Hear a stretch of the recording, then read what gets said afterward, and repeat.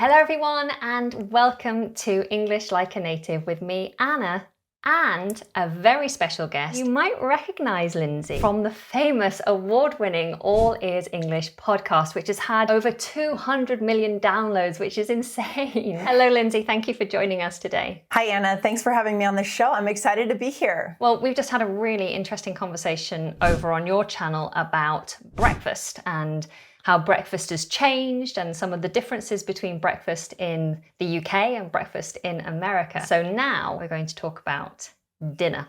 So I want to start off by talking about dinner etiquette. Now, there's quite a few rules that stick in my head about things you should and shouldn't do. What's the first thing that springs to mind when you think about dinner etiquette? The first thing, Anna, that comes to my mind is elbows. So no elbows on the table, right? That was, for some reason, that was a really common thing that we were saying around the house. No elbows on the table. And even now today, when I'm chatting at the end of a dinner, I try not to do it. After the dinner has been cleared even, it's tempting, but I try not to do it. So no elbows on the table. It's so funny, isn't it? That's the first thing that was on my list as well. So I'm quite surprised you brought that one up first. Interesting. But I can understand if, as children, you're kind of sat there, right, looking like you're bored. It could look rude. Right. But I don't, because I feel the same. I always think, oh, I shouldn't do it because I always have my mum's voice in the back of my head saying, don't do that. But I don't know why. I don't really get it. Same. Because I personally, especially when the meal is cleared and maybe you've had dessert, there's a little dessert plate on the table. I feel like I can engage more in conversation like this, right? And so I've always got that narrative going in my head too, Anna, just like you, get your elbows off. But then I feel like I sit back too much. Do you feel that way? I'm disengaged at that point. Yeah, but I guess that's also brings me on to another one, which is not to slouch at the table, especially if it's a really posh restaurant or you're dining with your grandparents or someone special in the family. Like slouching was an absolute no-no, and I think it's the same thing, isn't it? It's the idea of disengaging. Yeah. You want to seem engaged and like you're enjoying the meal and the company, most importantly. Yes, I love it. And another one that, of course, is really important to remember, especially as we get involved in the conversation. This is more involved with food on the table is don't double dip. Oh, yes. When you have a chip or you're going for the dip, or guacamole is really common in the US if you're having Mexican food, don't dip twice. Right? Obviously very rude, but it's easy to kind of forget if we get involved with the conversation. So yeah, especially since the whole COVID pandemic, I felt more uncomfortable now. Even with buffets, anything that's kind of left out or where there's food, where a group of you would all put your hands in to pick. And I think this heightened sense of hygiene has definitely started to impact my enjoyment of that kind of dining experience. Sadly, yeah. I think hopefully, things will come back and we'll start to enjoy things again, but things have changed a lot. Absolutely. Yeah, but never double dip. Never double dip, no matter what. That will never be okay. Okay, so another one that I remember from being a child, but I can't remember the exact phrase. I was always told not to sing at the table. I've always been a musical person. I love singing, and as a youngster and a young adult even, I'd sing all the time. A sign of happiness, I imagine. But I would be told off if I sang at the table. They'd say something along the lines of singing at your meals, trouble at your heels, something like that.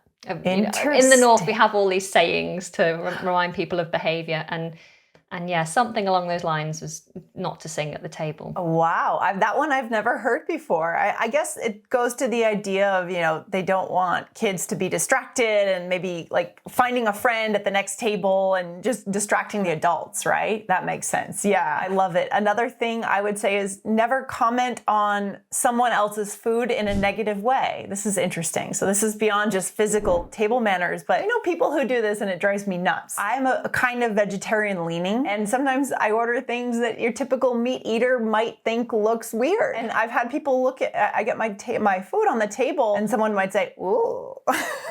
No one wants to hear that about what they're about to eat. So yeah, absolutely. Yeah. One that I find quite interesting, and I'm keen to know if this is the same in the States. If there's a selection on a plate of something, whether it's little spring rolls or olives or something, there's a number of them. You should never take the last one without checking that everyone's happy for you to take the last one. And the reason I find this interesting is because if someone speaks up and is brave enough to say, does anyone mind if I have the last one? You're never going to say, no, sorry, I want to eat it.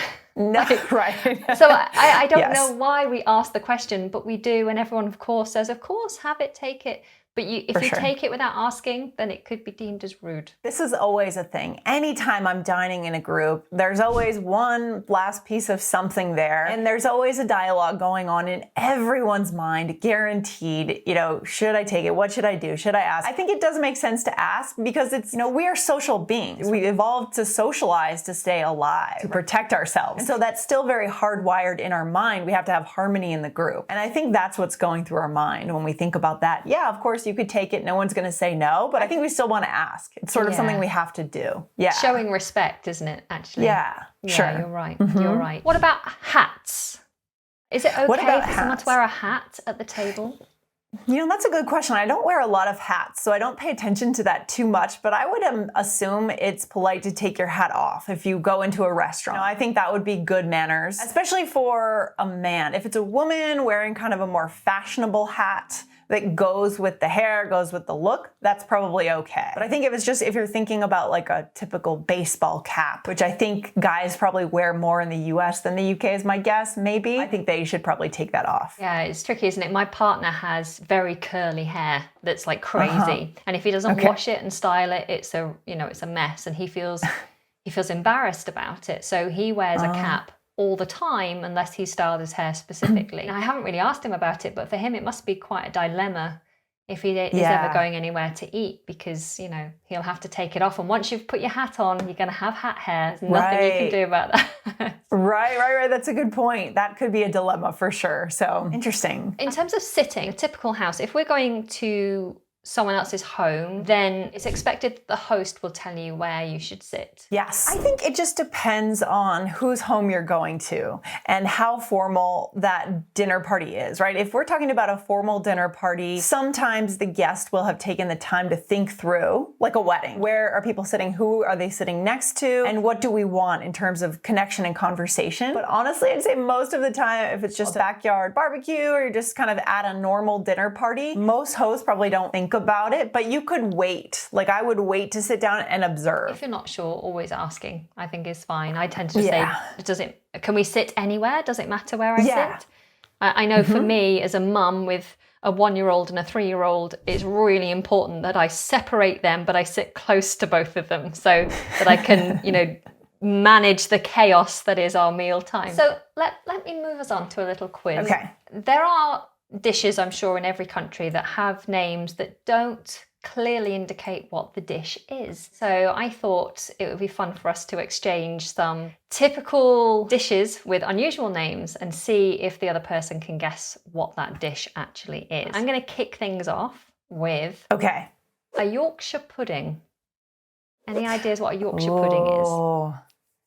I have a feeling this is some kind of a more of a meat-based pie. This is a side to a meat-based dish for sure. You'd have it with meat. You'd never have it alone. Got it. But you're right. It's not sweet. It's not. It's a savoury thing. A Yorkshire pudding is made from. It's kind of like a pastry. It's made from egg and flour and milk. And often it's a deep dish, and you'll pour gravy into it. So you'd have it with like beef, for example, like a beef dinner on a Sunday, and you'd have the Yorkshire pudding on the side with gravy, and it holds the gravy and then gets softer and softer, and it's really, really yummy. Wow, it sounds savory for sure. Okay, something that's quite closely related.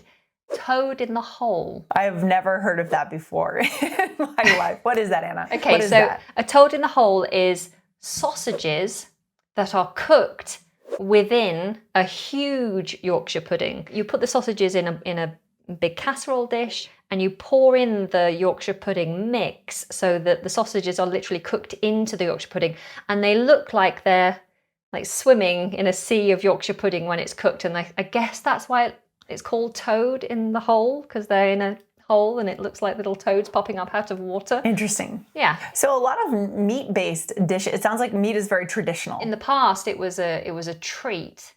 It was something that you'd have, a couple of days a week, definitely at the weekends. Whereas now, unfortunately, we've gone kind of too far with it. And I think it's the same in many countries. Meat can feature in almost every meal of every day, and we're eating too much. Yes. And it's not good for our health. It's not good for the environment. So it's not good for the animals, of course. So absolutely. Okay, do you want to throw some meals at me? Sure. This is something I ate a lot as a kid. Ambrosia. Do you know what that is? Ambrosia. Yes. So this is something like a custard kind of pudding. Yeah, it is kind of I would say pudding is the best way to describe it. Do you know what's in it? Any idea, or the flavors? I'm guessing like a vanilla or milk, creamy milk or something. It's canned sweet fruit, mini marshmallows, shredded coconut, and sour cream or Cool Whip. This is something that I used to have a lot as a kid during barbecue. So it's commonly as a side on a plate with a burger or a hot dog, and then coleslaw. And then it might be a dessert that goes along with a barbecue. At least that's how I ate it as a kid. Yeah. Well, I mean, I'm really interested now to give that a try. It's not quite what I imagined. I was thinking more like we had like a tapioca or it's not quite that liquidy. Okay. It's a little thicker than that. Like you can actually scoop it out and put it on that plate. Okay. I haven't had it in years. And honestly, the thing about the US dining culture is that things are so regional, right? So now I'm in Denver. No one would eat ambrosia in Colorado. Right. But in the Northeast and the Midwest, they use a lot of sour cream or kind of white foods. Okay, so it's very regional and different. So I think anyone out here almost wouldn't even know what it is. That's the interesting part. We have something similar in this country, and considering how small we are, it always fascinates me. As a kid growing up, I loved meat and potato pasties, and a pasty is, like a savory pastry, and it's just this pocket, and they'd have stuff it with meat and potatoes and onion, and it was delicious. And this was a really nice snack or a lunch. You might have it for lunch. Yeah. In the South, they don't have meat and potato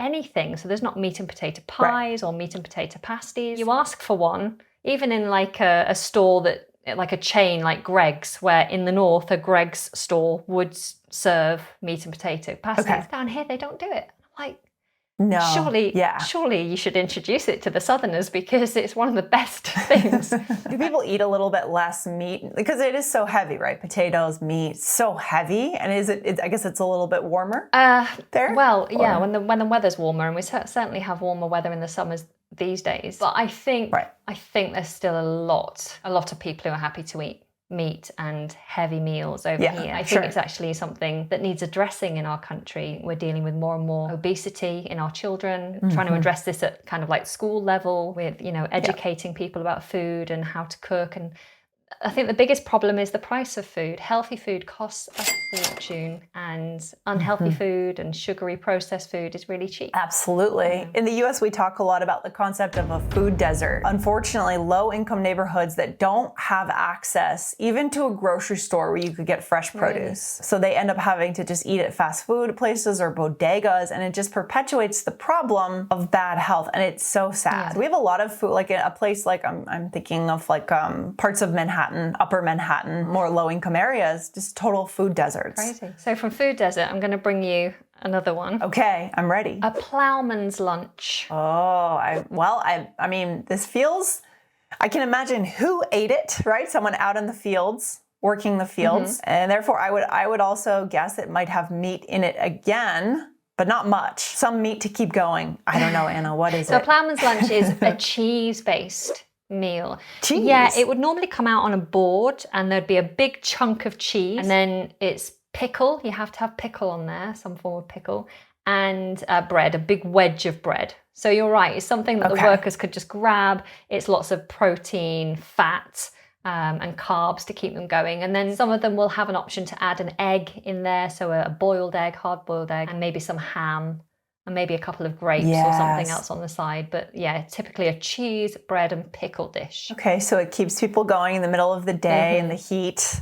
right? Out in the fields. I love it. I love it. What about nice. a Welsh rarebit? Welsh rabbit, did you say? Rarebit, not rabbit. Sounds a bit like rabbit. Rarebit. Oh, no idea. It's basically like a runny cheese on toast. So it's a very basic dish. Very yummy. Sounds great. Well, I mean, we have really one of the most common dishes here is grilled cheese. We love grilled cheese. So that sounds somewhat similar to that. How would you eat grilled Not cheese? sure. So I like to eat it with tomato soup. Oh, right. Grilled cheese and tomato soup. And I like to pile like multiple kinds of cheese on there. Oh, it's so good. What do you do? Put the It's cheese so in the good. soup on the top? No, you could dip your sandwich, probably not in like fancy companies, probably not the best table manners in public, but at home you could do it.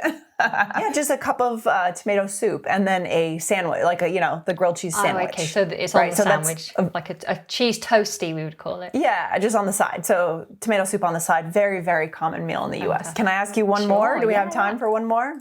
All right. So I have a feeling you're not going to know this one. Fluffer Nutter sandwich. Fluffer nutter sandwich. Yeah, or just a fluffer nutter. I'm going to assume that it's maybe peanut butter. Yeah. Candy floss or something. Candy floss. Oh, sorry, yeah. you say cotton candy, don't you, over there? Oh, cotton candy. Interesting. No, it's oh gosh, that would be weird. But this is weird too. So this is basically a peanut butter and fluff sandwich. Do you know what fluff is? It's like kind of liquid marshmallow. Is basically what it is. Right. It's a can of liquid marshmallow fluff. Okay. And so kids would have it at school. This is something kids would eat for lunch. So it's not a fancy dinner. A sandwich with peanut butter and then fluff. And then between two pieces of very bad for you white bread. That was a typical lunch that kids would have when I was a kid in the 80s. Okay. So fluffer nutter. Yeah, I mean, it sounds similar to like peanut butter and we say peanut butter and jam on toast. So I think you say peanut butter jelly. Yes. I'm going to throw one at you as the last one on this little quiz, and it's all right. Don't blush, spotted dick. Oh yeah, I know this one because I had my best friend growing up was actually British. Now this is a kind of a dessert. I know that. Yeah. And is it like kind of a vanilla-based cakey type thing? Yeah, that's right. It's a sponge cake, so it's a white sponge cake. Yes. Steamed. Okay. And the spotted part of it is little raisins. Yes. Yeah. Okay. Yeah. That one I did know. So. Okay. So with that, I'm going to move on to traditional foods and meals, or traditional meals you'd find. All right. In a typical American household. So if I'm coming to America, great film, Coming to America. If I'm coming to America and I'm going to hang out with some families and have dinner at their home, what can I expect to be served? It's tough to answer this question. This is very regional, is what I'm trying to say, Anna. So our country is so huge. We have a lot of international influence coming into different regions. So it's really hard to say that there is any traditional one meal or two or three meals. But I would say historically, like the meat and potatoes, a steak and potatoes with maybe a salad has been historically a traditional Midwestern meal, I guess. And then other things that are on the menu that are traditional, of course, are, burgers. And, Americans have expanded into all sorts of different burgers. The blue burger you see in the menu, which is a burger with blue cheese. Yeah, all sorts of bacon burger. You'll see all sorts of different, putting an egg on the top. Hot dogs, those are very typical. Meatloaf is another thing. I don't know, do you guys do meatloaf? It makes me shudder a little bit. My mum made a meatloaf when I was a kid that I used to feed to the dog under the table. But I can't really remember what it was. Yeah, this is more something I would eat as a kid in the 80s too. I don't know if this is traditionally served in a household with kids anymore, but it is ground beef with eggs, breadcrumbs, kind of shaped into a loaf. Okay. And then... Right, and sometimes it has ground pork or sausage. Okay. But it really is so hard to say what is typical American other than your baseball and your barbecue foods. Yeah, right? It's kind of the same in the UK, really. We've got such variety these days, but I think if you came to my house, then you possibly be offered fajitas is what I usually offer to guests when they come over because they're really easy and very tasty. So fajitas and lasagna is another one that we love. But like you said, it's like that meat and veg kind of thing with a salad on the side. Stew is another one. We'd like to do our stews over here, and stews can be very tasty, especially in the colder months. A really hearty meal. And then we have our very traditional dish, which is fish and chips. Yeah. Okay, yeah, that is. And we have fish and chip shops, which is like like battered fish, which is done in deep fried in oil, and then your thick chunky chips, which are hot potato chips, not the kind of crunchy, what we call crisps. So hot potato chips and fish. But we have fish and chips in the home as well. We'd buy breaded fish perhaps, or fish fingers for the kids. And we might do sweet potato fries, but it's still a form of that traditional dish. I love that. Yeah, the fish and chips. That's the most typical thing that I think a lot of people will go to try to eat when they visit London. Also, with fish and chips, mushy peas on the side, which is a really wet, mushy pea. And then the only other one I'd mention besides a roast dinner, which is very, very typical at the weekends, is the cottage or shepherd's pie, which again is a meat and potato concoction. And if it's cottage or shepherd's will depend on the type of meat that's used. And then mashed potato on the top with some carrots and onions and things inside the mix. But yeah, those are very traditional English dishes, and I'm feeling a bit hungry now. Yeah. Are you feeling hungry now? I know, talking about food can be challenging. I guess one other thing I'll throw out is pizza in the US is obviously really popular, but as I said, it depends on the region. So in New York, they like the thin crust that you can kind of fold and take to go through the city, and in Chicago, it's the more deep dish style. And then there's a Detroit style, California style. So do you call a pizza a pie? So yes, you can. My dad used to say like, "Oh, I got the pizza pie." So you can, you may say that, but not much. We don't use that often, right? Just so say if a I pizza. said to you, get a do you pizza. want pie for dinner? What do you think? Oh no, I would think apple pie. So you think of a sweet pie?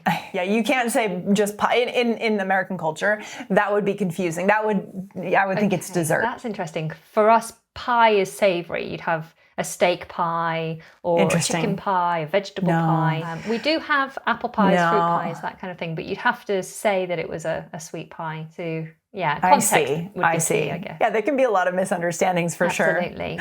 Lindsay, it's been a pleasure again talking to you. Just want to remind my viewers that we had a great conversation about breakfast over on your channel, All Ears English. I'll put a link in the description below for my viewers to go and check out your channel. And if you guys haven't heard All Ears English podcast, then please do go and check it out. Lindsay, where can we find your podcast? All right. Well, guys, we are on YouTube as well. So you could start where you are on YouTube. You can type in All Ears English and you will find us. If you are a podcast listener, you can also open up any app that you use, whether it's Spotify or Apple Podcasts, and search for All Ears English Podcast and just look for the yellow and you will find us. Fantastic. Thank you so much again for being here. And guys, if you've enjoyed this conversation, please add to it by telling us in the comments what your traditional dish is and if you've tried any of the things that we've talked about today. Until next time, take care everyone. Bye. Bye.